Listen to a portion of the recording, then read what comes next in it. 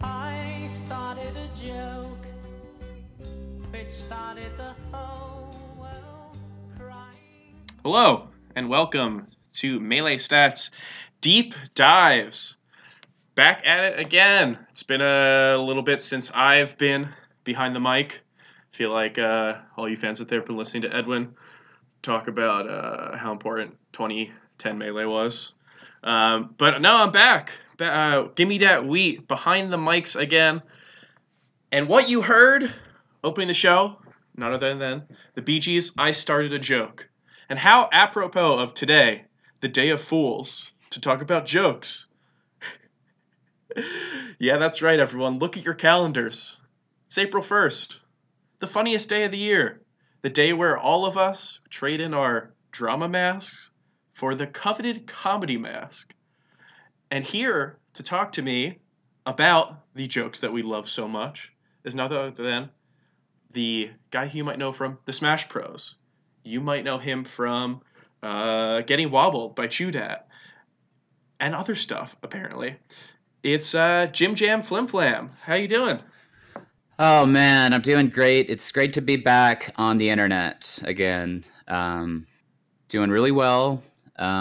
Super thrilled to be here online. And I've been avoiding these jokes all day. I don't want to be the target of any jokes. Yeah, I don't want to participate because if you put yourself out there, you're gonna get pranked and you're gonna get embarrassed in front of your girlfriend. She might be in on the joke, which is even more embarrassing to think of. Yeah, exactly. So I've been laying low, but I'm back online. Yeah, you're really jacked in right now. Oh yeah, no, I feel great. I'm plugged into the Matrix computer. Yeah, and you've got your power glove on. Yeah, I'm just like wiggling my fingers rapidly, coding the internet with my power glove. Do you think did they make a left-handed power glove as well? I feel like they must have. I think they didn't because they didn't want someone to have two of them at once. It's like that freaking Thanos glove. Yeah. If he had two of them, imagine he could have killed 100% of people. Yeah, that guy. That's a spoiler. No, we're spoiler heavy on this show. Man, are people doing mashups with Thanos and Theranos? I was listening to that Theranos podcast, and that's ripe for April Fool's riffing. Someone's got to do it. We should have done it. Be the change you want to see in the world. Didn't prepare any material on Theranos. It's not too late. You want me to craft it as we speak, or I could do. We could do a little bonus app for later where I've done the material. We could, yeah. We could do it. Yeah, let's shelve that for now. Or if anyone else, I wouldn't consider this a copyright of the idea. Please do give me credit. But we'll see. Yeah, I think we should move on. I mean, anything that you talk about on this podcast is, legally under the Melee Stats brand. Well, yeah, I guess it's actually your intellectual property, so I should be, ceding that to you, that decision. If you want to hold on to it, that's fine. Of course, yeah. I'll think about it. Yeah, you got to watch out for these IP trolls who are swoop in and steal a joke like that, and then fuck Jerry and stuff. I guess you'd say. Yeah, we're trying to copyright the idea of talking about Melee. Oh yeah. It doesn't really seem to be working out currently, but who knows? Well, someone's already taken the copyright for talking about Melee, so even this discussion could get us in very hot legal water. Yeah, I thought playing the Bee Gees would be the biggest legal issue that this show would face, but no, this right here was we really toned the line on this one. It could be pretty scary for us. The Bee Gees actually have that copyright that I was talking about, so Yeah, that was the Gibbs, the brothers Gibbs themselves. Yeah, of course. Yeah. Wow. Yeah, I think Robin, he's a big Melee head. Well, actually, he's one of those Brawl players who really hates Melee. Has a chip on his shoulder. Yeah, so he's just suing everyone who talks about Melee. He wanted to take it a step further than just than just talking about Melee. Yeah, well, But that's cool. That's too cool. obvious. So today is April Fool's, the funniest day of the year. Now, in America, we how do we celebrate this? Usually we go online, we try to go about our daily business, and then we are confronted with Google trying to tell us about Google Pants or something dumb. And in France, I believe there's something with fish. I think they've put fish on things. Now, how does a Jam Flim Flam celebrate the funniest day of the year? Like I was saying, I kind of want to lay low and then maybe unveil like one very funny sentence. You know, I'm not going to really come out with a prank, but just in the spirit of April Fools, you know, some sort of catchphrase for the year. Yes. My fucking toilet broke. Yeah, you know, just something like that. Just where it conjures up an image of something funny happening, maybe. And the plan is not to release this yet, correct? Oh, I haven't come up with the sentence yet. Okay. Yeah. That was an idea of something it would be. Something really funny. Which, of course, is under intellectual property of Melee Stats Corporation. Oh, yeah. Well, I'm not. I know better than to say the actual funny sentence. Yeah. If it was bidet, if you say bidet, I think we also have rights to that. So I just want to give you a heads up. Bidet is a funny, it's a little more obscure. And it still implies toilet. You've got the toilet. I think humor. It's just inherently funnier. Yeah. But I'm also specificity. That's rule number 5 of improv. I'm also just a smarter person than the average human being. So when people say bidet, it really conjures up an image for me. And others, you might have to say toilet for. But with my superior intellect, it's not really an issue. Right. You hear the word bidet and like it kind of conjures up a whole scenario. Like you understand the complexities of a bidet and what it's for, exactly how it works, how much maybe a model would cost. The patent information. Yeah, definitely. Yeah, no, it's really a burden to know all this, to see other people who are just, going along their days without this weighing down on them. You're like, oh, bidet, I think I've heard of that before. Yeah. Yeah, that's really fucking stupid to hear people say stuff like that. Today? Yeah. Maybe they're tricking me today. Maybe they do know what a bidet is. Oh no! Was I part of a classic bidet prank? April's bidet. April Fool's bidet. Excuse me. Okay, sorry. I thought you were talking about a famous April's bidet. I can't think of any famous Aprils. April from Parks and Rec. Yeah, that sounds like I don't the like premise of talking about season. fiction. Because the only fiction that I talk about on this podcast goes by Shepard Lima. But that's a good one. We can talk about that type of fiction all you want. Oh yeah, he's a funny character himself. Yeah, he's very good at Melee. He's got some good tweets. He's the funniest dramatic man. He's definitely wearing the upside down, the frowning face mask. But he's a good kid. What can you say? Yeah. He did a stream recently where he talked about all the top 100 players and said whether or not they suck. Did he? Yeah. I don't have the exact numbers of what percent sucks, but a pretty good number of people suck. He actually did a stream where he did that? Yes. It's weird because he has a lot of tweets about getting frustrated with people kind of spouting negativity toward individuals. Yeah. So. Yeah. No, I mean, at this point, it's just fun to be a part of, right? I think there's a lot of people who have issues with fiction's Twitter, but from the get-go, I was pretty open to looking at it from a larger perspective about just how much he is complaining and just how well he's complaining. Because I think there's a tier list of Melee complaints and how interesting they are, how entertaining they are. Right. So how kind of circular or deep they are, how many levels there are to a complaint. Yeah. So I also think if your brand is being a complainer, then it also helps. So, for instance, None, I think Melee stats, we've talked about this. None, I think he's the worst complainer in Melee. Yeah, I could agree with that. I think, like, when your complaints come off of like losses or you can't really be seen as impartial sometimes when like the timing of your complaints is so important and like the emotion of them. yeah. I think the issue is that fiction doesn't try to hide that he's complaining. He's a complainer at heart. Yeah. And None, he'll complain in a way where he's making a joke, but it's not really a joke because he does really, want to complain, but he doesn't want to seem salty because he's joking. And you just can't have it both ways. Yeah, I totally agree. I mean, this is kind of you're either in on, you either need to be in on the meme or not, I guess. Yeah. Speaking of humor and jokes and memes, like you either probably own it or you got to go full one direction, either complaining or just like kind of like making jokes about complaining. And I mean, Harry Styles did it, and look where it got him. Hey, am I coming through okay? Am I chopping up at all? No. Unlike a good chef, you are not chopping up. It was kind of a weird way for me to say it, I will admit.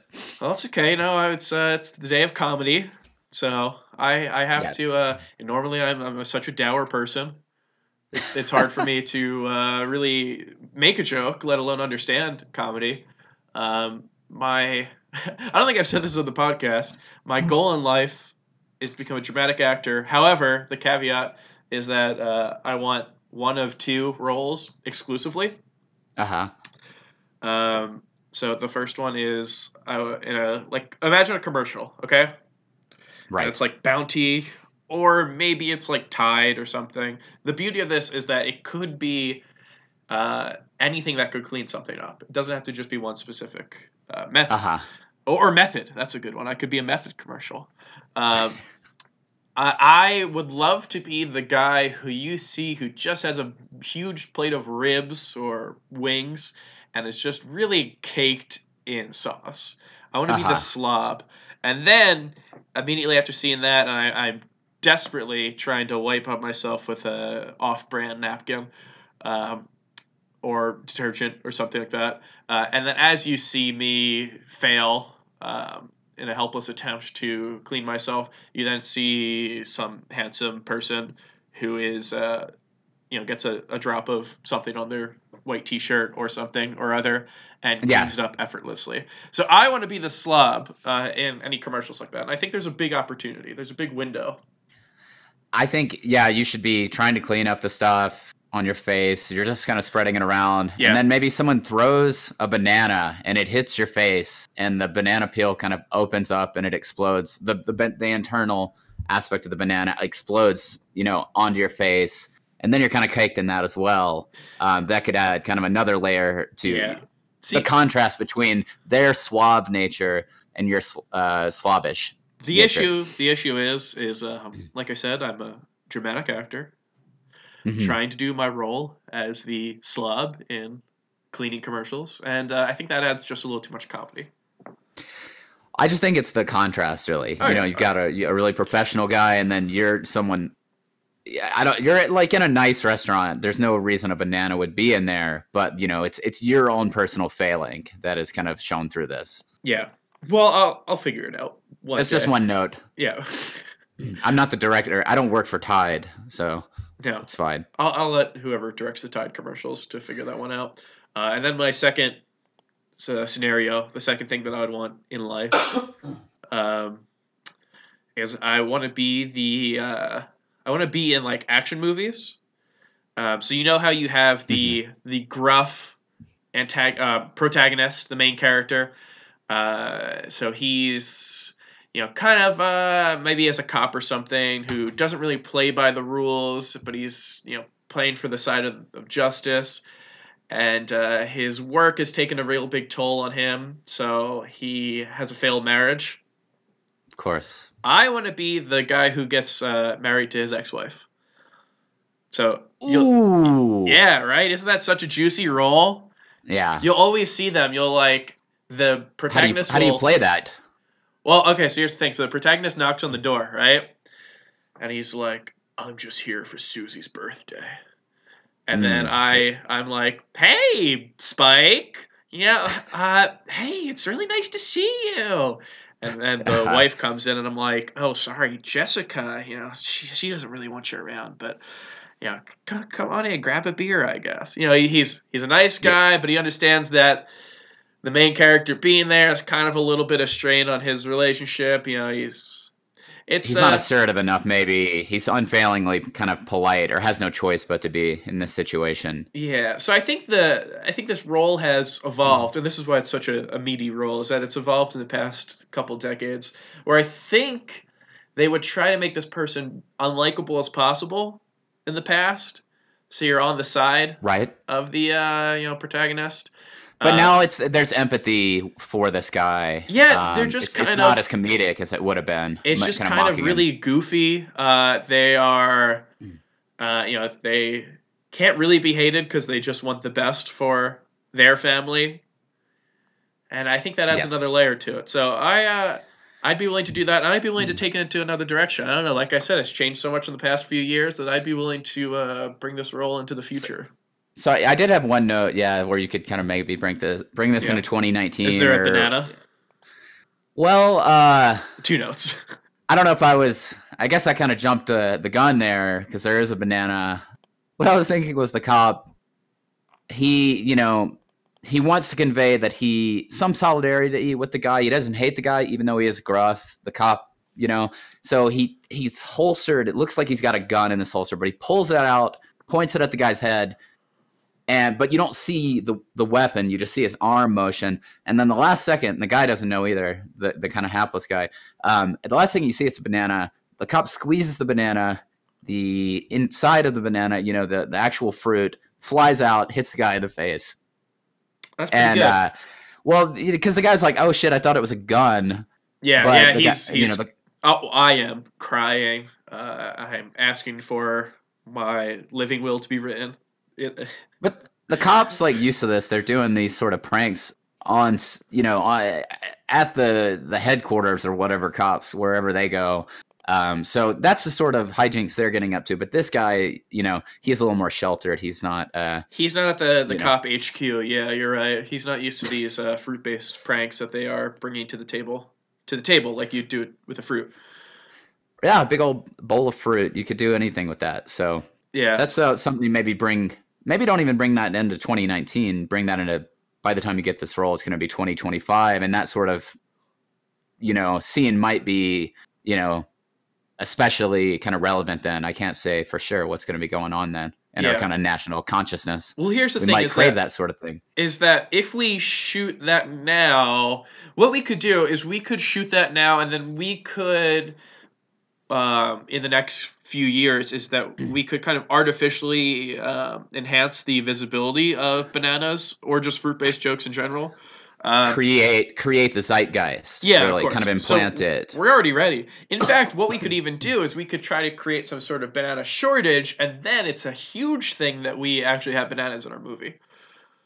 Right. If there was like a bananas go extinct or something, and you got to shoot this in super high definition because it can't stand out as being kind of antiquated or anything. You shoot it right now.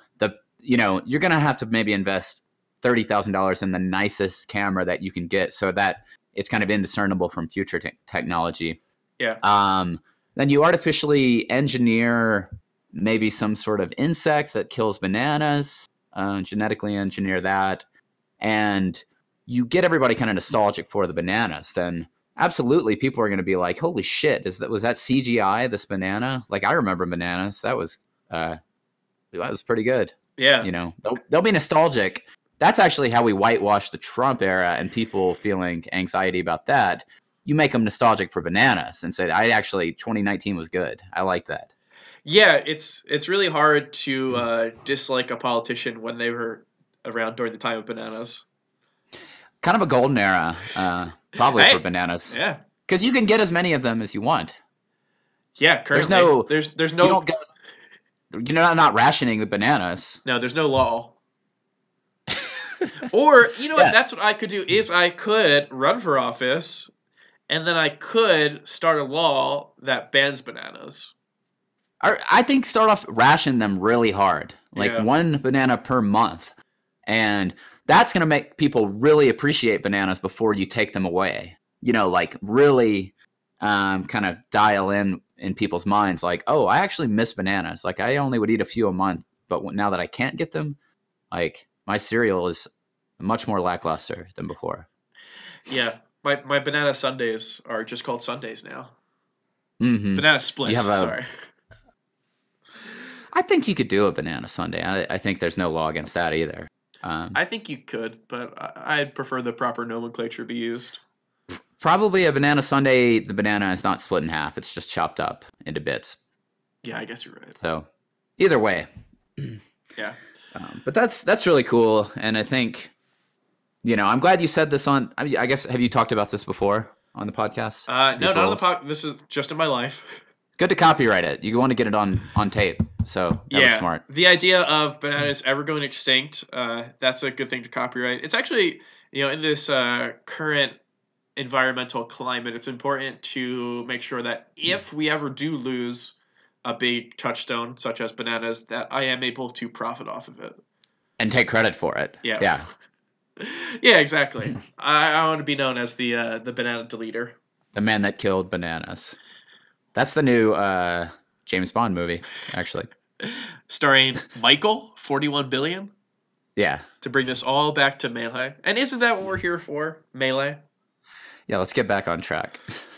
Well, we're here to talk about memes on the funniest day of the year. We're here to talk about meme. Now, meme. What is meme? The French art of meme. Popularized by Marcel Marceau or something along those lines. Marcel Duchamp Marceau. We might know it as miming. Yeah. And it's crazy because I don't really go on the internet a lot. But I hear that people love meme on the internet. People love to share a meme and click share on meme, pass it along, text it to your dad. He says, "What is this?" You say, "Hi." You don't keep up with pop culture. That's funny. You're older than me. This is almost the most kind of temporary, transient bit of humor possible, but I will mock you for not having seen it. Yeah, it's crazy. I guess like I found it crazy that we keep saying meme as they say in French, but like I said before, we pronounce it as miming. I think it's crazy that miming got so big on the internet, but they don't talk, so that's good for the internet. And you see them do their tricks where they're stuck in a box or they've got a really heavy balloon, and that is great comedy.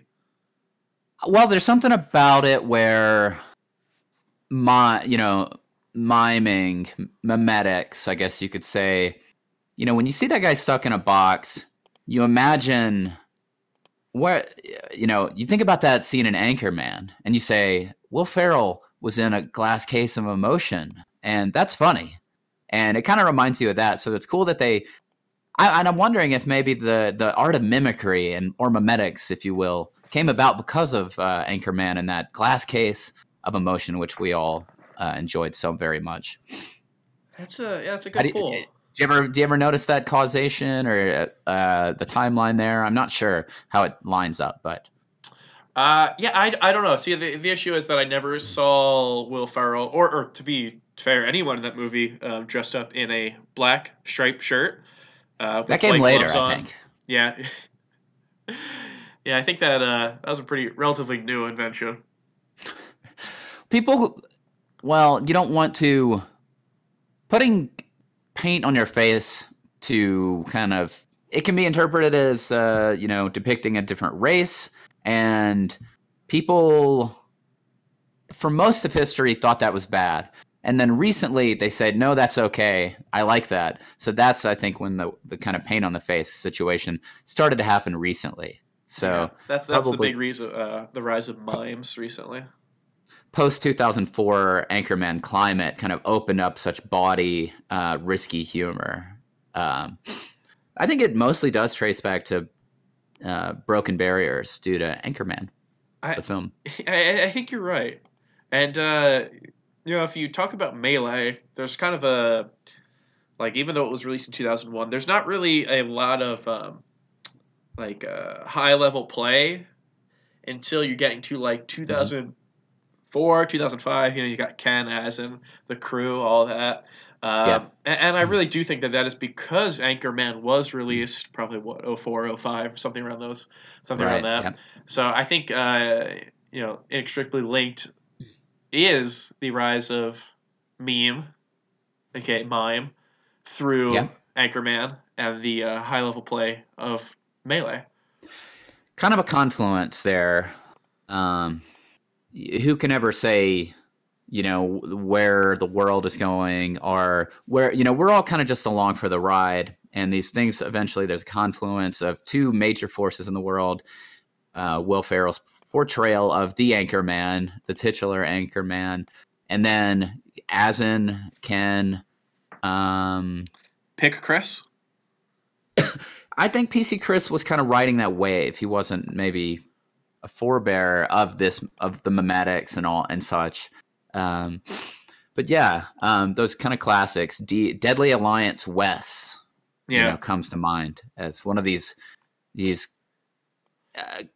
main inspirations for the transcendence and humor. Yeah, I think. I think the issue with Wes is that he would have been number one in the world if the only thing is that he was so good at miming is he was doing the box routine a lot.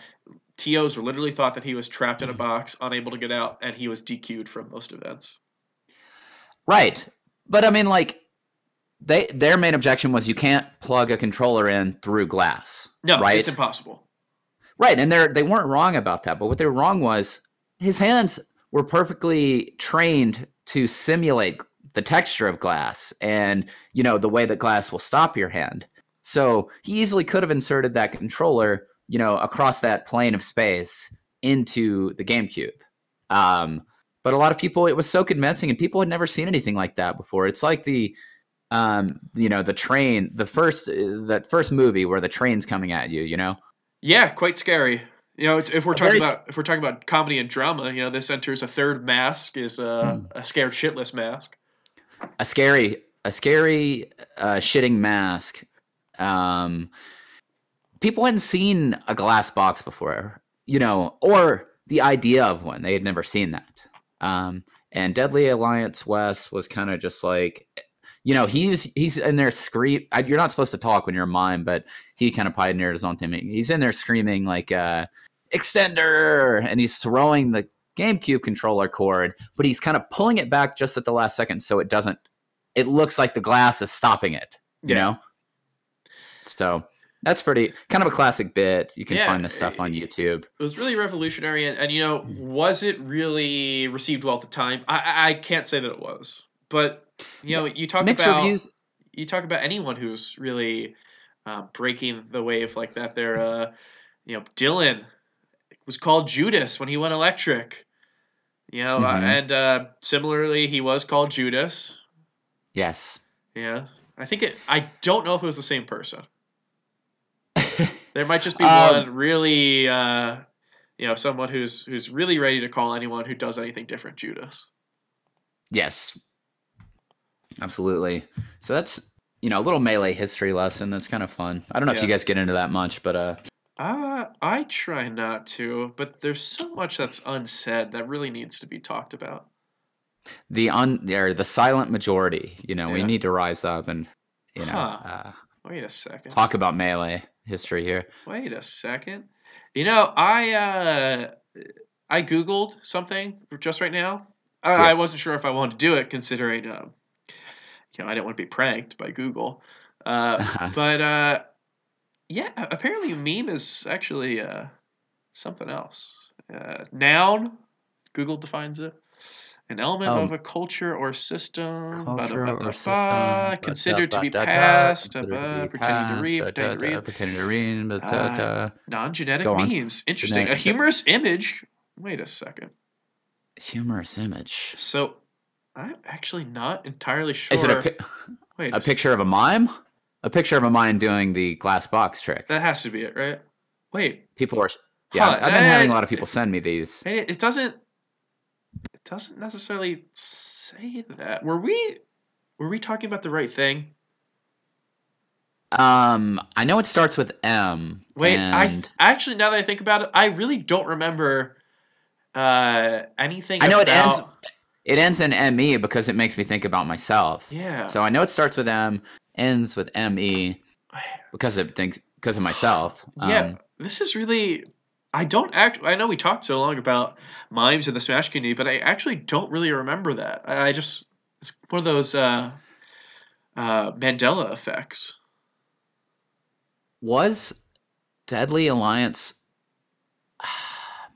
I might be thinking of someone that was in a Charlie Chaplin movie. Wait, yeah. Instead of Deadly Alliance, Wes?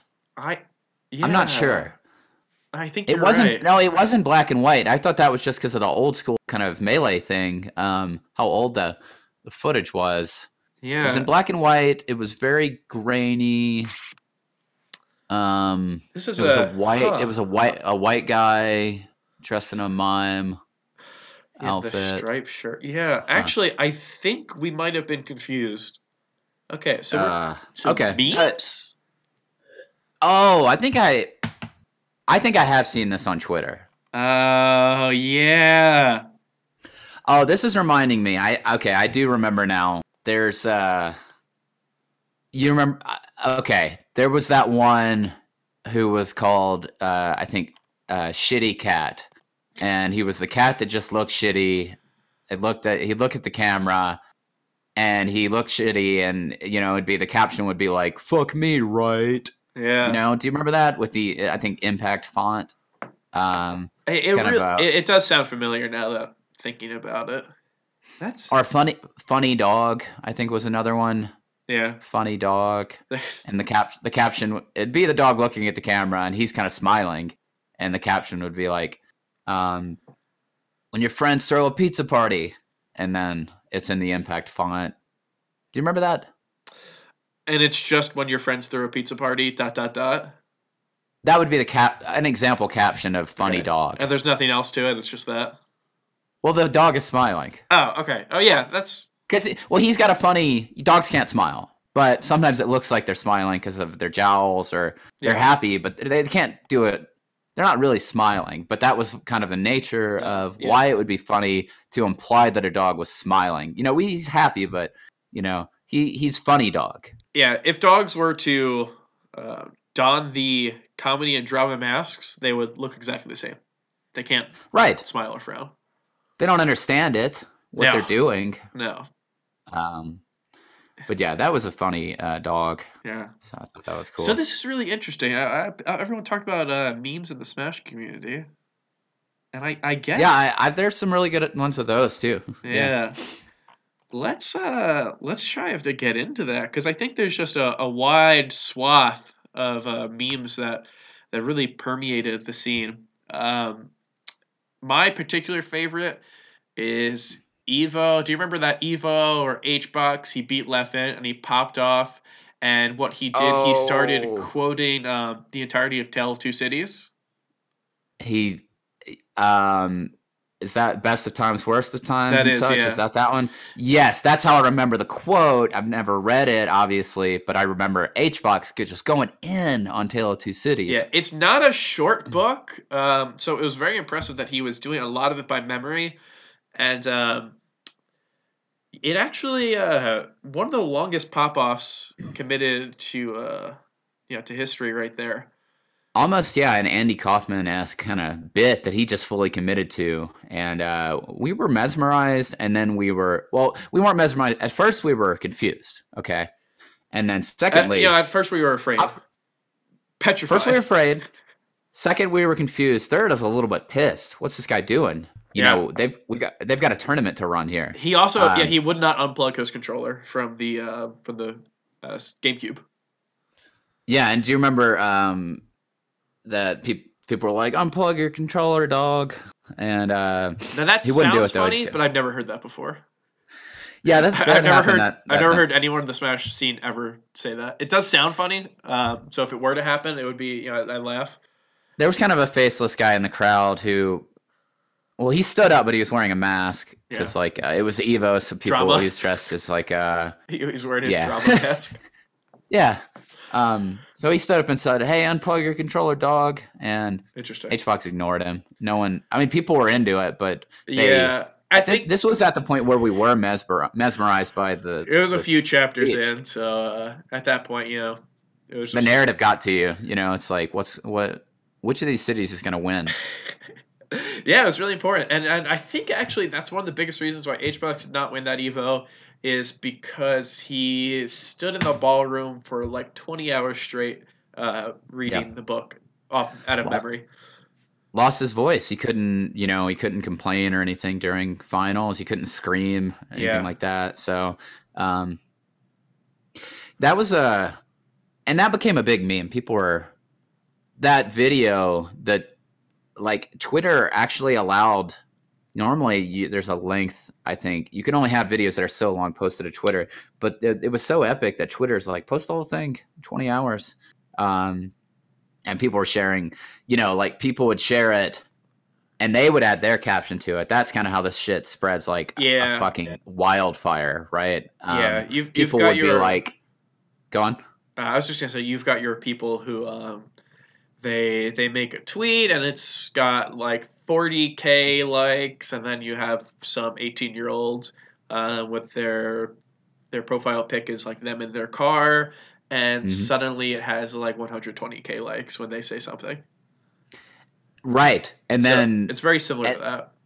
And then HBox quote tweets it, and he gets even like triple that amount. Yeah. He quote tweets it and says, "This shit's cool." And it gets like tripled. It's got like 500,000 retweets. Yeah. I think so. It's tweeted out. And then teenager, quote retweets it and says, "He really did though."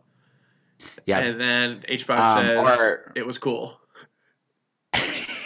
Or someone says, "TFW, you said fuck the cliff notes, dog." Yeah, this book's good, right? Because like normally you'd read the cliff notes, or but this guy he actually read the book for the assignment in school. Yeah, it's like TFW, your teacher told you to read it, and you've heard nothing but good things about the book, and you think it would culturally enrich your life, and you're not really into the whole slacker culture because it's like it's not inherently cool not to try at something, and like other people, yes, they can get an A in the class with the cliff notes, but it's like, well, I'm just like sitting on my computer, might as well do something and read something for once instead of Twitter. Yeah. So that'll get a lot of retweets when someone says something like that. Yeah. I mean, Richard Linklater made that film Slacker, and then this generation saw it and they just said, "I don't want to be this."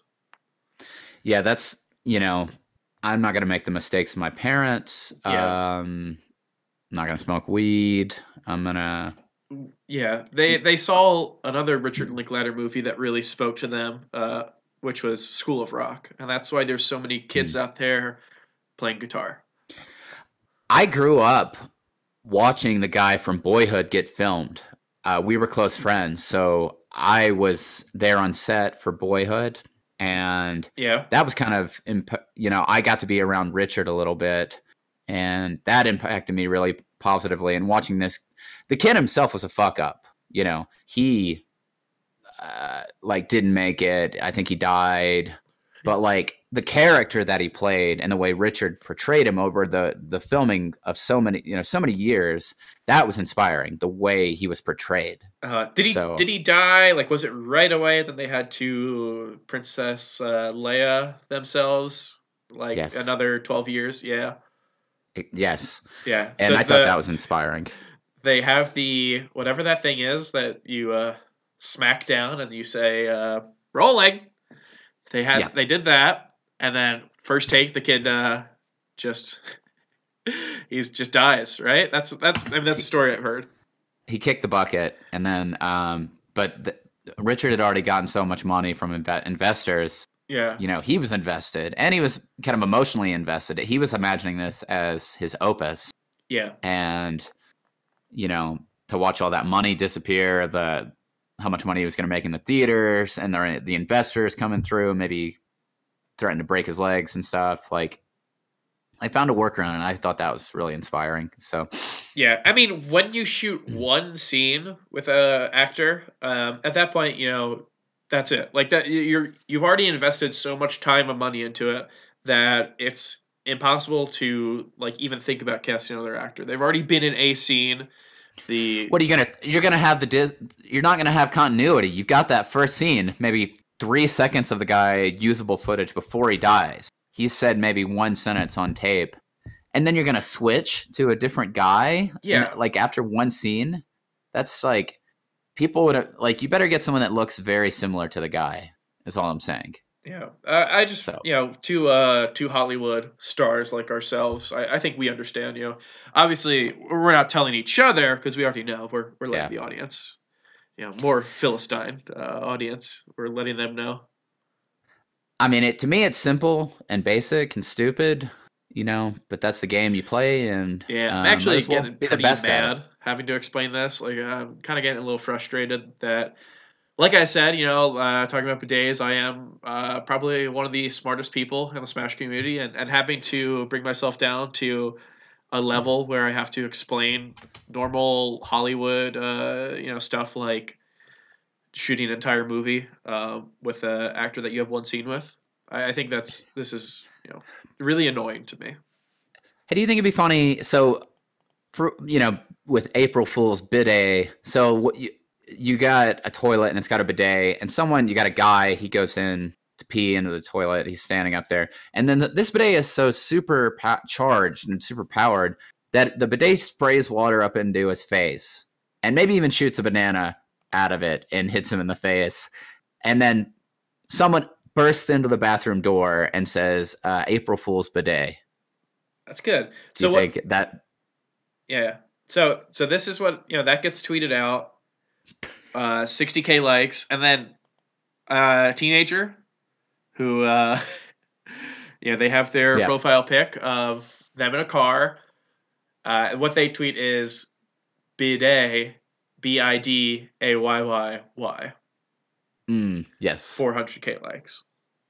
So, but one other. So my favorite meme, all-time great Melee memes, and I think this is maybe one of the most kind of famous, epic ones.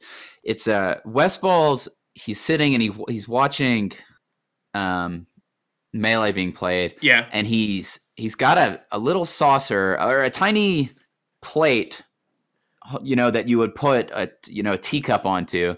And he's got a fork and a knife, and he's methodically cutting a kernel of popcorn, a single kernel of popcorn in half. And then he takes both halves, he eats one of them, and then he gives one of them to a friend. Yeah. Cutting that popcorn in half. I just thought that was the funniest thing I've ever seen. Yeah. And then you could say anything. You could you tweet that as a reaction GIF to anything with no caption needed. And it's funny. Yeah. I mean, that's truly one of Melee's best moments ever is him cutting that kernel. Was it popped yet? Do we know? Yes, the camera points down right at the last second, and you didn't know what it was, and you look in it was a single popped. I guess, you know, would you could still call it a kernel if it's popped, or is it just a piece of popcorn? Yeah, I think that's the issue. That's my phrase. fault. The phrasing on that's a little off. Phrasing. Hey, another great Smash meme. Yeah. People love to say that when you know, someone's playing and then a commentator says like, boy, I'd like to fuck that controller.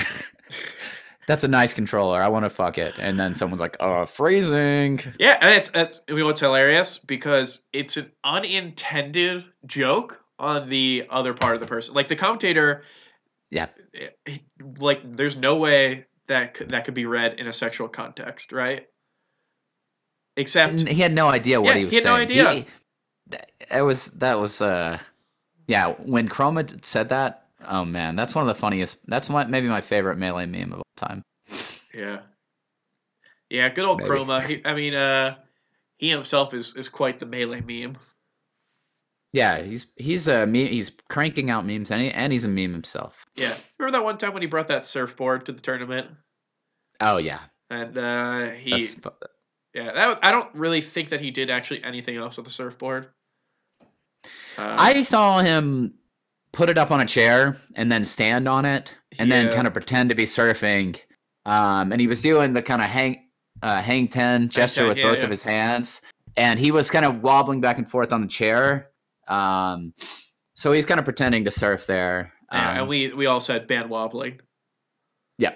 Yeah. It was a good time. Because the chair was wobbling, and he actually kind of inception that joke into our brains. He knew we would say it, and that's why it was so genius to go through. You're like, what the fuck is this surfboard? Why'd he bring this in here? But when it came around, he actually tricked us into saying the punchline. Yeah, no, exactly. That's pretty good. Yeah, that was the first time anyone ever talked about banning wobbling. So it was very important to get that into the public discourse. People were loving Shootout. He was making his comeback, and people were like, wobbling's pretty good, actually. It's pretty fun to watch when Shootout's making top 8. So it's like, well, we like this, Yeah. So that one boy with a surfboard was all it took. Yeah. Very clever. Yeah, it's also like that one time where he brought dessert to one tournament. He made cream puffs for everyone. Oh yeah. And he put instead of salt, he actually put sugar in. Wait, no, the other way around. He put sugar. He put salt in instead of sugar, and everyone tasted them. And they said, "We really don't like these puffs." And yes, I think that was also a big moment in Melee history. Was those salty puffs? Well, here's another thing. The tournament was just about to start, right? It was like there was a big basketball scoreboard style, the size of a basketball scoreboard. It wasn't like they took one from. No, it did not say home, away, right, quarter, nothing like that. It actually just showed it was a ticking down clock, a timer in big red letters in the style of a basketball scoreboard. And there was 8 minutes left until the tournament. I think I said 10, but 2 minutes have passed at this point. And he is like, you guys got to try this. These puff, it's good, tastes good, and you're going to like it. But he kept stalling. And people were like, I'm hungry, dude, but we got to start this tournament on time or we're not going to finish on time. We're going to get kicked out of the venue. And time's running out. And then he finally gives you the puffs. And they got salt on them, right? And then we're salty now. Yeah.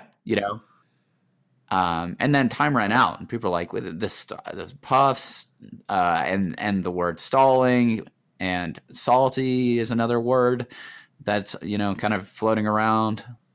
So that was really funny. It was a good meme. Yeah, it was really great when he did that. Yeah, that's why he's a GOAT. People don't say it enough. Yeah, he is the GOAT. Yeah. Speaking of which, I remember that one time when Mango walked into that one Apex, and you know how round 1 matches, they're all kind of whatever.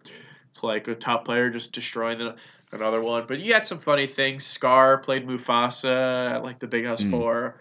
I don't know if you remember, but it was round 1 of Apex, and Mango sits down to play his round 1 opponent, and who walks over but an actual mountain goat?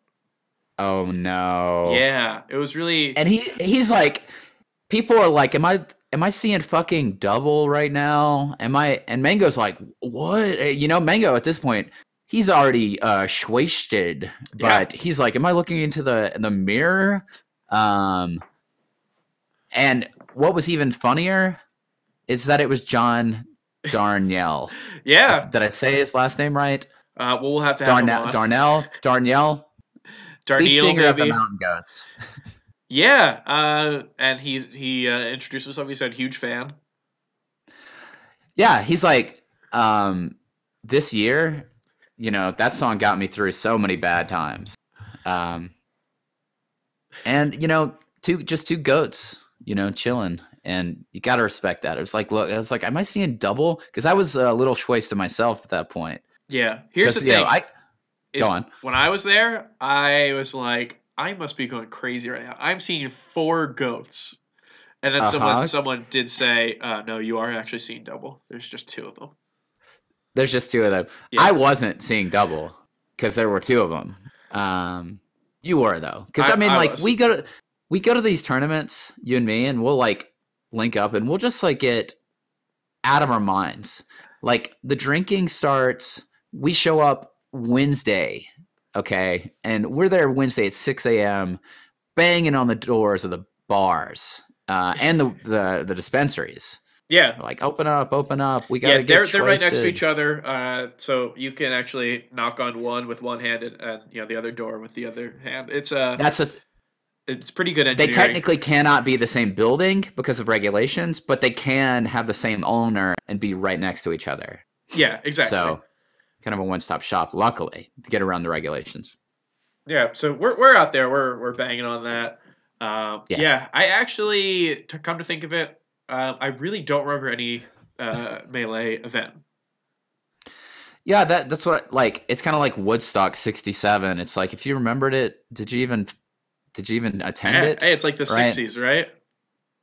Yeah, it's such a counterculture thing that it's like, if I'm not in that dispensary by 6:30 in the morning, like, I'm going home. I'm not even going to go to the tournament. Like, I'm going to go home and take a nap, I'm going to smoke loud in my apartment, like, I got it. I've got it at my place, so it's fine. I think that there actually, now that you mentioned it, there is a big similarity between Woodstock and Smash events. I mean, Yeah. I don't really remember many Smash events as we've said, but the few parts I do, I'm pretty sure someone set a guitar on fire, or they might have played the Star Spangled Banner, and then I'm Yes. pretty sure Ravi Shankar was there, and I think he was the only one to get paid Uh-huh. At the Smash tournament? at the Smash tournament. Yeah. Man, good times. It's crazy out there, but leads to such good humor. And I've always said I give memes, if I had to give them a grade, I give them an F for funny, because they are funny. Now, Right? you don't want that in school, but No. In this kind of twisted, definition of we got kind of a twisted sense of humor. right. So, actually, I give them an F minus for funny, minus the hassle of having to think of something funny. Because you just pass it along. You have the meme. This is true. Did you know Leffen called me the meme guy one time? Yeah. Did you know that? I did not. It was at What the Fox. This is true.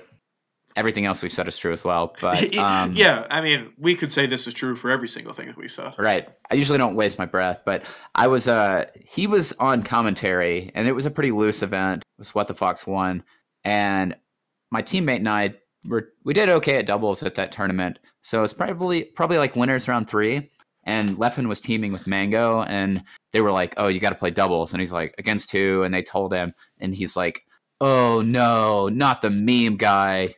So that was kind of an honor to hear that. Because I mostly just dole out these memes. That's kind of my MO on Twitter. I should call it ME. Your double memus operandi. Yeah. So I've kept that title. That's kind of, I wear that like a heavyweight champion's belt. I just tell everybody that I'm the meme guy, according to Leffen. Yeah, it's a good way to introduce yourself to like the parents of a significant other or a job interview. Right. Really colloquially referred to as the meme guy. So you could call me that if you want, whatever. Yeah, it's just a really solid way to let everyone know what they're about to deal with. Yeah. Yeah, it's great to take a joke and then change a couple of the words and then post it as your own new joke. I think that's important. Yeah. I mean, like, any combination of words is funny. Even if those same combination was basically used by someone else, as long as you're adding a new word, that's a new combination, so it's fine. Yeah, A it's new, kind of Mad Libs yeah, for yeah. jokes. It's like any new combo, if you will. Combo. Huh. Oh yeah. Combo. That's kind of interesting. Yeah, have you heard? Kind of like combo. something you get at Wendy's. Sir, is this a Wendy's with these combos?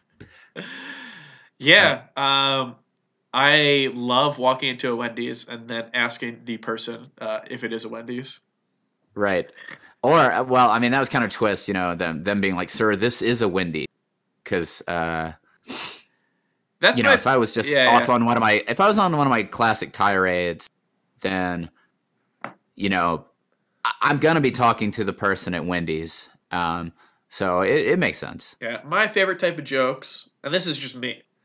It's when someone they're really they're really talking about something near and dear to their heart. Maybe they're like crying about something, and then someone says, "Sir, this is a Wendy's." Yeah, they're like, just got the news. You know, it's stage 4. It's not operable. I want to just like express my, you know, I never lost my sense of wonder, and I still have it. And all the bleakness in the world, I'd want to express hope for the future. You know, even if I'm not around to see it, I'm gonna leave with the optimistic spirit that I came in with. And by the way, let me get a Frosty. And then the person doesn't have to say anything. Yeah. Because everyone knows, you know, it's not... The person works at Wendy's, and the guy ordered a Frosty, so it's fine. Yeah, it's like kind of like miming at that point, right? When they order a Frosty, you know, any workaround. Yeah. The employee doesn't have to say anything. He just mimes making a Frosty. He actually makes the Frosty, but because he's not speaking, he's still doing kind of a mime motion of it. He's holding the Frosty, the cone, or the cup in his hand, operating the machine, but it's mimicry. In a way, nonetheless. Yeah. I mean, he's not, you know, doing, like, he's not dumping it over. You know, have you ever gone to Dairy Queen? Every time I go to Dairy Queen, the people, they're so nuts in the head. Where they're reckless. If I order a Blizzard, they will pour the Blizzard, as I think they should. They'll create the concoction, and then right before handing it to me, they'll have a devilish glint in their eyes, and they'll say, here's your Blizzard. And they'll turn it over, you know, toying with me. This dessert that I've been lusting after, right as before it gets in contact with me, they're like, well, let's see what might happen. For me, that's harrowing. Harrowing experience, because I've already paid for the Blizzard, and this extremely reckless. You know, imagine. Okay, like to illustrate how crazy this is. Imagine you ordered a pizza, right? Exactly. And you're in the pizza parlor, and you see the guy back behind the counter, and he's just throwing the dough up in the air. Like, that's how I feel. Like, because that is so crazy. It's like, why are you like throwing my food around and like flipping it up, doing stuff with it? Like, just give me the ice cream and the pizza. Yeah, it's nuts every time I see them do that with the pizza, because I'm like, oh, you know, am I the asshole who, like, you know, is gonna say something? Like, I can see them toss it in the air. Yeah, it's rough. Yeah, it's like when I go to hibachi place. And it's just really unprofessional. They don't have any of it cooked yet. It's and really like this guy thinks it's funny. Like, it's like he's almost like a child. He's amused by like stacking these circles of onions on top of each other and doing kind of a choo-choo noise with the steam coming out of them. Like, you know, he's kind of doing a little conductor's motion, and it's like, that's how my 3-year-old nephew acts, right? Like, that's if I were here for choo-choo sounds, then I would go to like Chuck E. Cheese or something, right? Yeah. So I could watch the pizza guy do the trick with the dough. So and then they throw the food at you sometimes. It's, you know, like, what did I do to deserve that? You ever go to one of these restaurants where I'm a businessman? I come in there, I'm trying to blow off steam after work. I'm still wearing my suit, right? Yeah, of course. And every day. And what do they do when they see me? They cut off my gosh darn tie every time. Oh, I hate when they do that. They nail it to the wall. And they say, when are you going to learn, buddy? It's not that type of place. We have fun in here. And I say, yeah, well, you don't have, let's see how much fun you have when I'm not coming in here spending $300 a night. Let's see. I don't see anybody else in here. Somebody's got to keep you afloat. Yeah. And I think their response to that, I mean, you would know better than I would, but I believe the response to that is, you don't have to be crazy to come here, but it helps. And it's like, yeah. Well, how does that help me? You know? I'm working hard to put food on the table for my family. Literally, that's why we came to the restaurant. Yeah. You know, I don't have time to go home after work. You know, I'm working long hours, and I got to come in here before happy hour ends at 6. So I'm rushing straight over here after work wearing my suit. You know. Yeah. So I'm never going back to that roots, Chris, again. To be honest. But one other meme I thought was cool was Axe using a fork and knife to methodically cut up a slice of pizza in half and then eat both of the slices like a little sandwich, like flip one on top of the other. That smashed on it. So that was kind of a funny meme too. Yeah, I personally thought that it was just the West Balls cutting a kernel, popped kernel meme. I thought it was kind of derivative of that. I could see how you could like it, but personally, I well, I kind of my humor. I don't overthink it. I see a guy cutting something in half. That's funny. I don't care who you are. I guess you're right.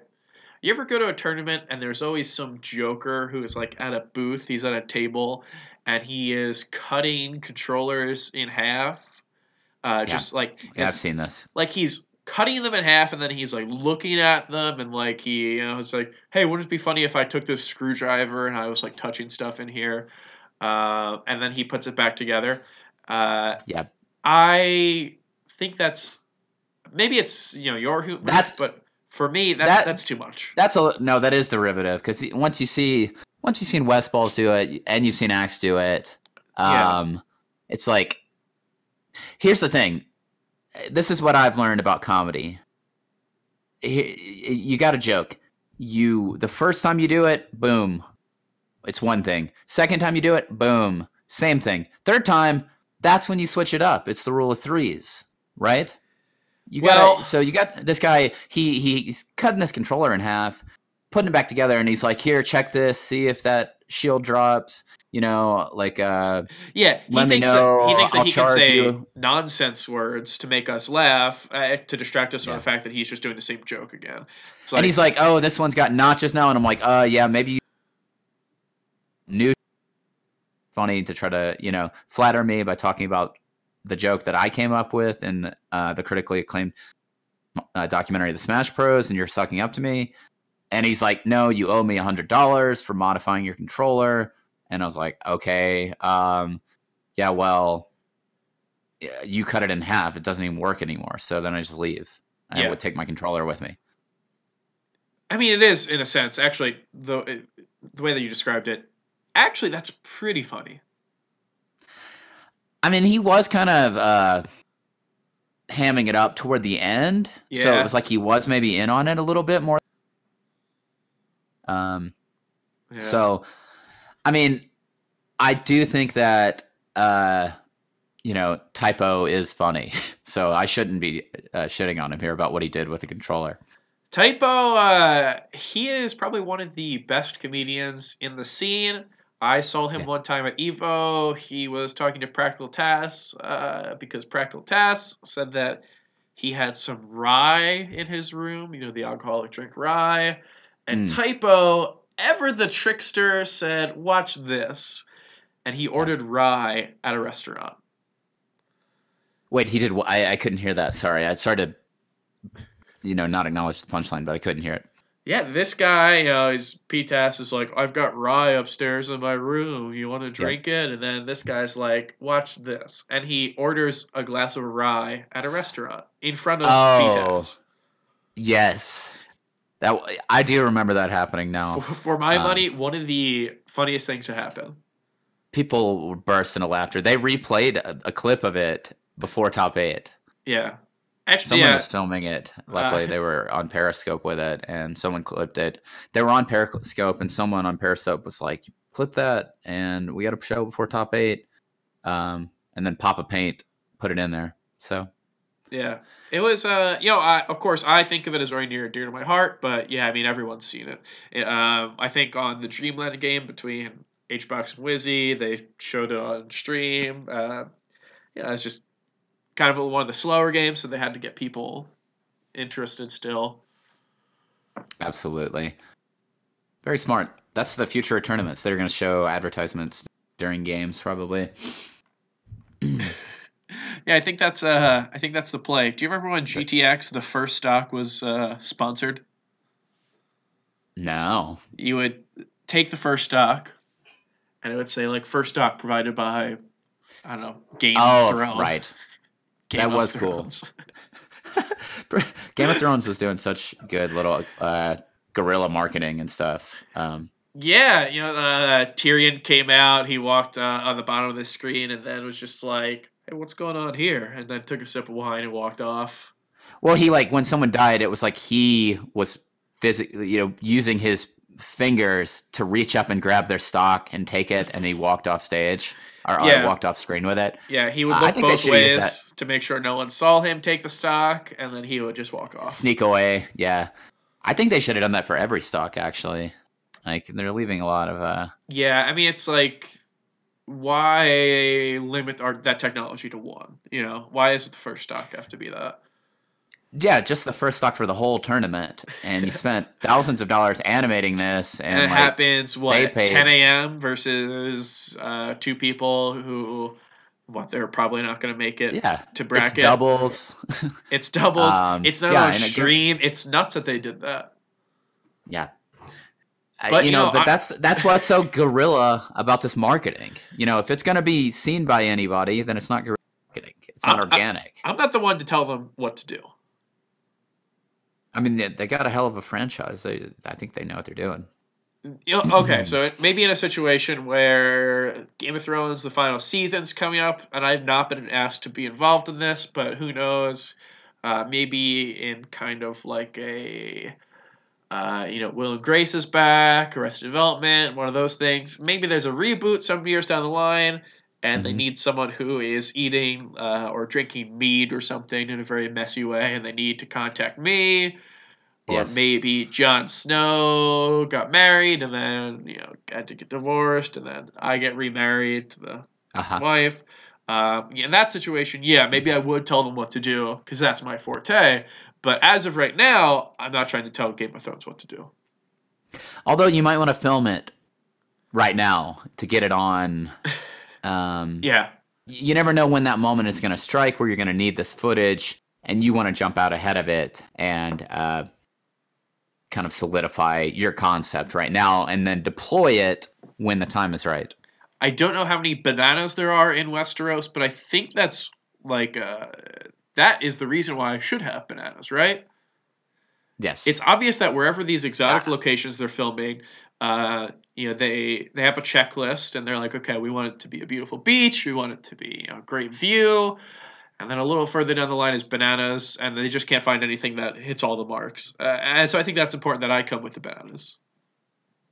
Yeah, someone's being fed a banana by a slave. They're lying there sunbathing, and someone has a big palm leaf, waving and cooling them off, and someone else is feeding you a banana. I think, And the banana they lose their grip on it, and it just flies out and kind of smashes you in the face. Yeah. And maybe that's how Game of Thrones, they love death, and maybe that's how I go. It's like Game of Thrones is kind of like the medieval period piece of like the Final Destination movies. You never know how someone's gonna go. Yeah. But what a way to go! Hey, I know how I want to go in Final Destination. Getting Ken comboed. Yep. That's a classic meme right there. Yeah. I love that classic meme every time. I mean, it's like a joke, right? It's a big joke whenever Mewtwo King, he like fares and then dares. It's just like, you know, no one's doing that because it's like a good thing to do, or like there's no strategic thing to it. It's just everyone's having a big laugh when he does that. Disrespectful, you know. It really total disrespect.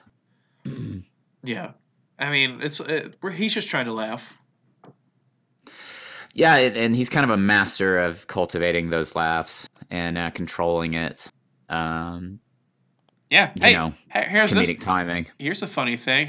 See if you recognize this. I won. That's him at Smash Summit. I won. Check, please. Check, I please? won.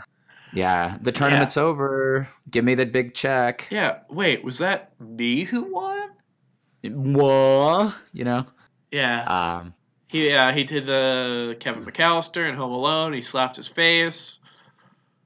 I don't know if the Kevin McAllister theme was continued because they cut the stream, but I did hear about that house being burglarized. He had attempted to booby trap it, but he was completely kind of in over that stuff. Like, he had no idea what he was doing. A lot of the traps were impractical and kind of zany. And not like the Marth. No, that's great. You know, I would never kind of. I heard he was nailing like thumbtacks to the ceiling just in case like the robber was like an NBA star or something like that, or someone who was very tall, maybe someone who had moon shoes who was incapable of just walking around. They had to bounce. And I think someone had to come over and said, like, you know, there's not a lot of people who wear moon shoes in this area. It's good to be prepared, but the fact that this is the only thing that you set up is probably an issue. I saw what he did was kind of like he made this very kind of succulent looking hamburger, and it was on a big platter right in the middle of the living room. And there was steam coming off it. It looked extremely fresh. Like he just took it off the grill when the burglar was walking up. But then when the burglar took a big bite out of it, he had pissed on the hamburger. So it wasn't very much. Yeah. The burglar couldn't even really tell or anything, but it was kind of his little. Yeah. You know, his little act of defiance. It didn't really stop the burglar from what I heard. I think that's the reason why if you watch the Smash Ultimate Summit, they had to be at a different house. It's because the people actually just burgled the entire house. It was really impressive, actually, the fact that they just lifted the entire house. And how efficient they just grabbed everything of value in there. I really think it was the extra protein that was in the burger that really just helped them. Right. And like, the burger still was fine. That's what, you know, I had heard. It wasn't like, I think maybe Mewtwo King had like pissed into like the mustard just like a little bit and then like shaken the mustard jar up and then spread like a bit. So like, you know, it was ultimately benign and not enough to affect the flavor. So, no. I mean, I don't want to say that Mewtwo King's the reason why the house got stolen, but I really, I'm not saying he's clear that he charges. I'd plead the fifth if I were him. You know. Yeah, I don't know what that means. I assume you're talking about Beethoven's fifth. Like I said, I'm a very smart person, so I'm constantly thinking about the fifth Beethoven. dimension. Oh, okay, yeah. Yeah. So I'd plead to go to the fifth dimension. Oh, what do we all? That's just a general. If I could experience another dimension, then I would plead to do that. I'm pleading with you. Let me see this extra dimension. I've got all the directions, and then I've got time. What's the other one like? I can't even imagine it. Is there another physical direction? What is the fifth dimension? How could it be? Yeah, I mean, I What do wish you I could think? tell you. That's all I can say right now. Is I wish I could tell you. I wouldn't understand, I guess. You're kind of being nice about it. I understand. Yeah, yeah. I mean, we do like asking big questions on this show, but I think that's without a doubt one of the biggest questions. Yeah. We've Big reached out questions. to great thinkers such as Stephen Hawking and Carl Sagan, and they've Yep. not gotten back to us. We reached out to them probably about a week ago. They've not gotten back to us. Yeah, send another email. It's gonna I be. really think it's kind of rude of them, but once they come on the show, we'll figure it out. Yep. Yeah. I know you double booked one episode with both of them, so I'll be sure to tune in. I'm trying. I'm not. If you do talk to them, ask him what the fifth dimension is like. Yeah. What would it be like? Because I'm having trouble. Like for me, I can't visualize it, and I'm a visual learner, so it's like, how am I going to understand fifth dimension? I don't want to look at the math equations that kind of dictate that it might exist. I need to see it. So I just ask those guys if you don't mind. Yeah, I mean, I'm plenty. I know you know, but like maybe they can like kind of summarize it for someone. I want to like I'm 5. Explain it as if I were 6 or 5. I want to hear them say it. Right. Yeah, like I know, just they'll tell me first.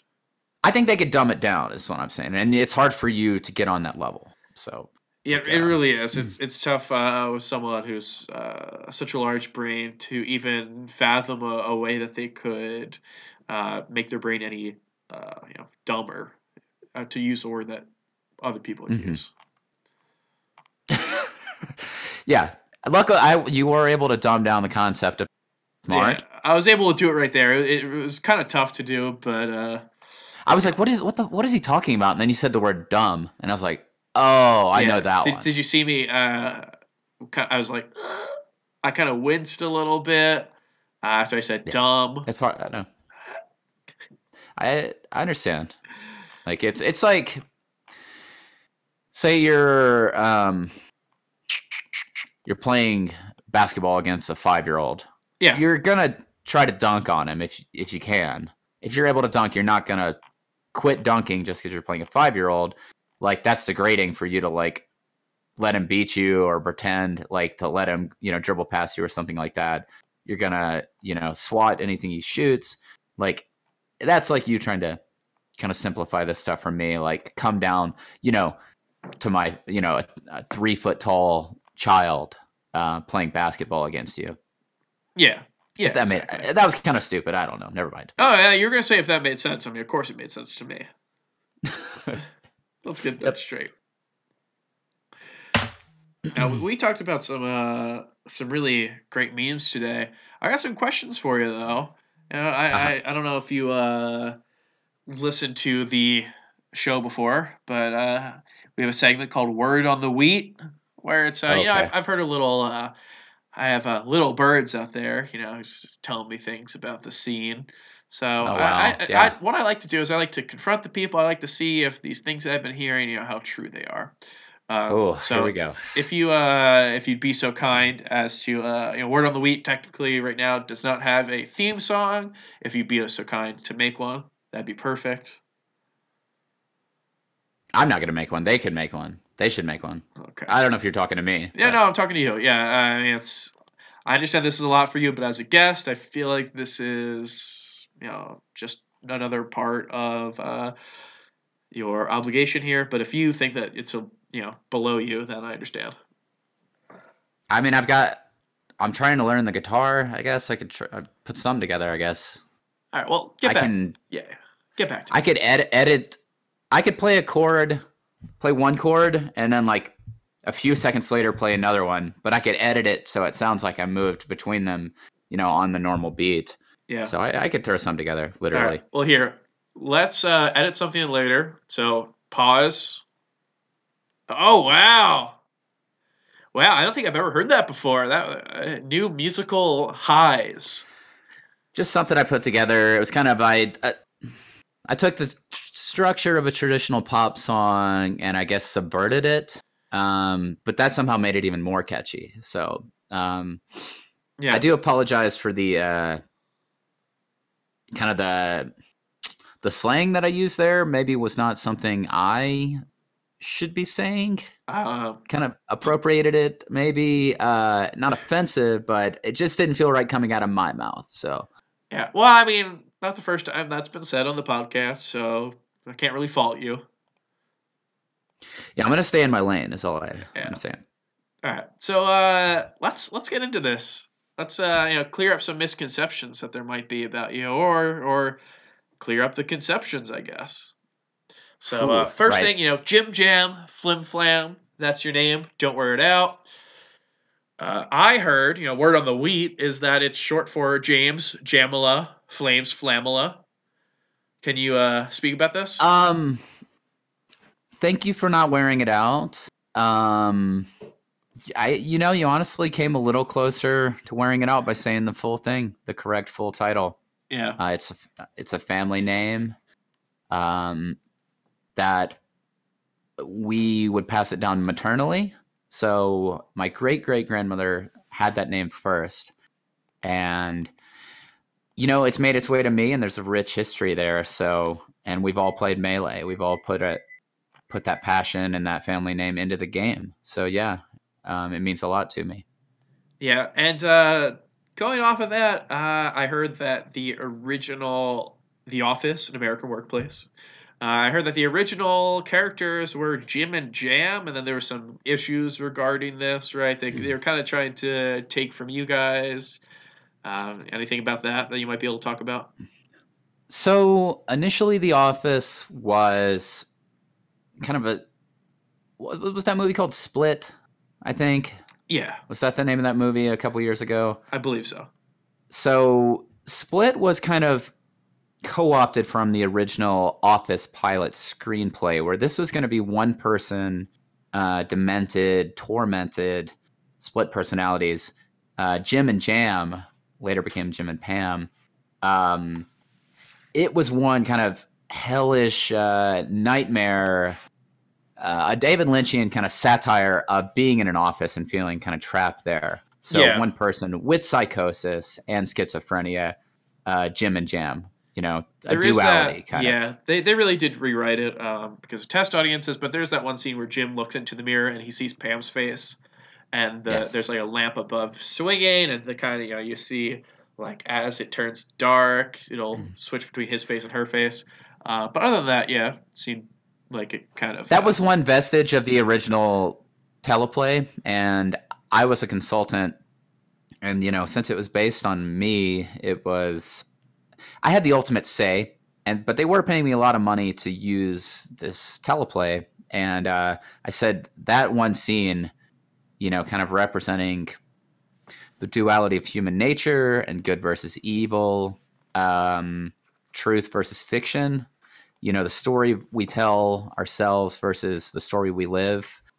That one scene's got to stay in there. And also when Michael... was acted like an idiot that time. So I said that scene's got to stay in there just because it's funny. Yeah. And it's people know what that feels like working in an office. Your boss does that sometimes. Yeah. So sounds about right. Yeah. Let's continue on with these questions. There's a lot that we need to know about you. So, The Smash Bros, of course, is your documentary series. Yes.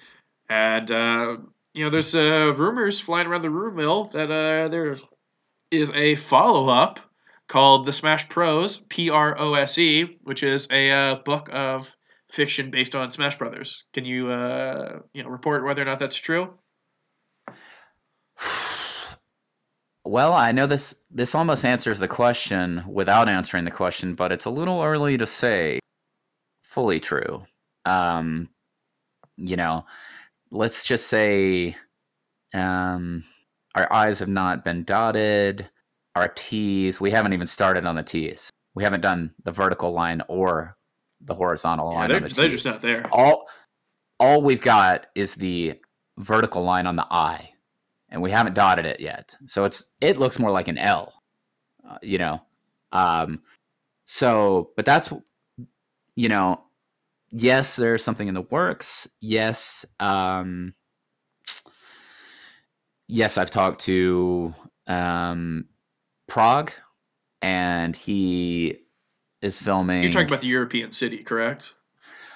Well, I have, on my mother's side, I do have Czechoslovakian heritage, and I wanted to take it to my roots. I've spoken with Prague, and the city council, they're not too interested in what I propose, which is I want me and my writers to kind of hole up in Prague and rent, the big castle that they have, go into the castle and just do our work, like stay in there as long as it takes until the words flow out of us, and something that's going to stand the test of time, and do Super Smash Brothers Melee for the Nintendo GameCube, 2001.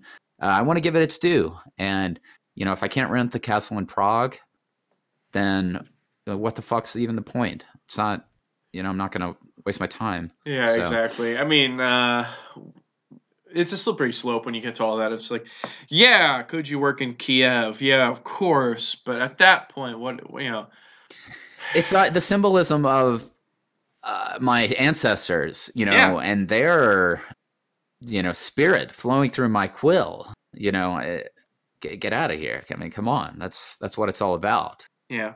So we'll hear more about that in the coming days, I assume. I assume this will all be figured out within a week or so. Yes. So we'll be hearing more about that. And, lastly, you're known for getting on the screen and talking about revving it up. And, in this current environmental state, as we're learning more and more about stuff like climate change and how, the ozone layer and greenhouse gases and all that, we're hearing more about that. Do you feel like this has come about because of your call to action to rev up? Do you think if you had maybe more of an electric car phrase that we wouldn't be in this scenario? In one way, I want to say thank you for asking that, and another way, I want to say, how dare you, But I've tried to take a step back and separate myself from my actions and objectively kind of disembody myself, I guess, and float above what I've done, reconcile it with my broader space or, position in the universe.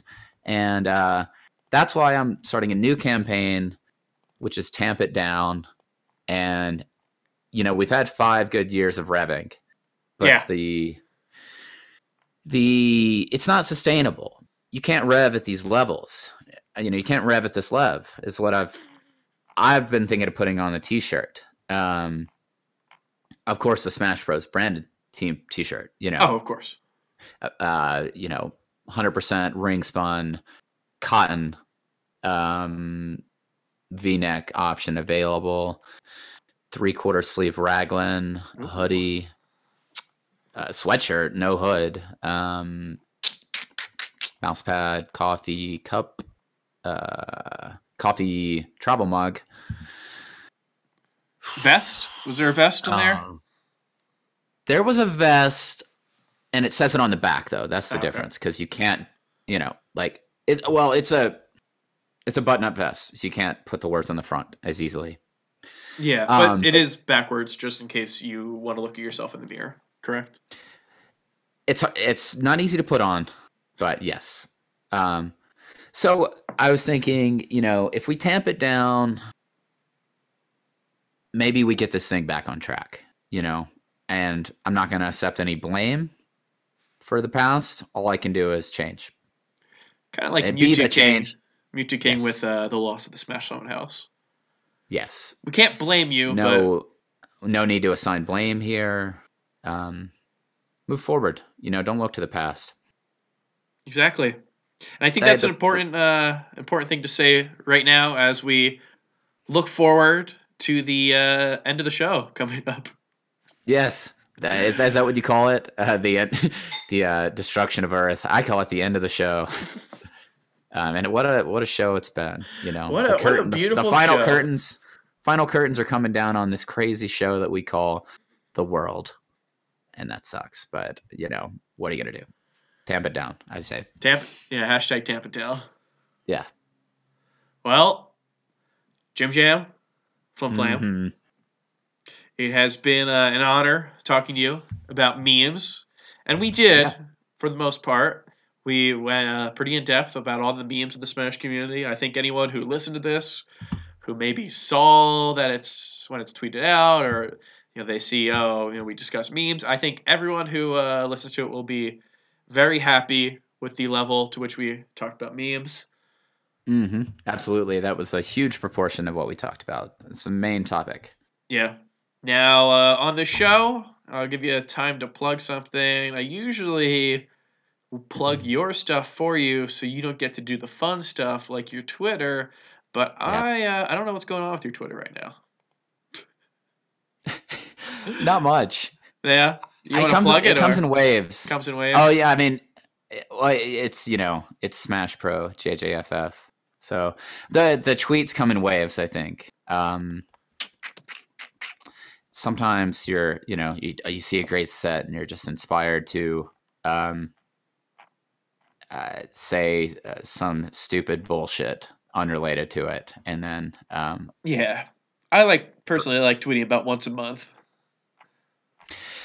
That some people's waves are smaller, than others. Yeah, and that's it's not about that. It's about the motion and how the waves go around the water.